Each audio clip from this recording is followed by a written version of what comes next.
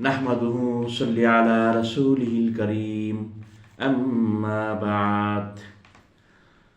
সূরা আল বাকারার 30 নম্বর আয়াত তেলাওয়াত ও তর্জমা করছি। আউযু বিল্লাহি মিনাশ শাইতানির রাজীম। আমি বিতাড়িত শয়তান থেকে আশ্রয় প্রার্থনা করছি। বিসমিল্লাহির রহমানির রহিম।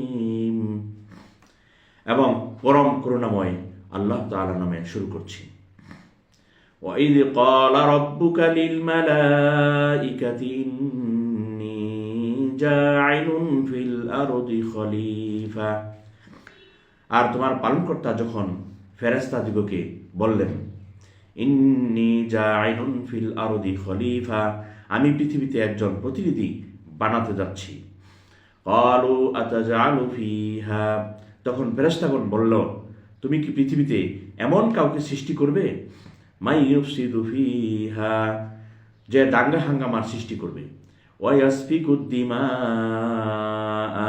এবং রক্তপাত ঘটাবে, ওয়া নাহনু নুসাব্বিহু বিহামদিকা, অথচ আমরা নিয়ত তোমার গুণ কীর্তন করছি, ওয়া নুকাদ্দিসু লাকা, এবং তোমার পবিত্র সত্তাকে স্মরণ করছি।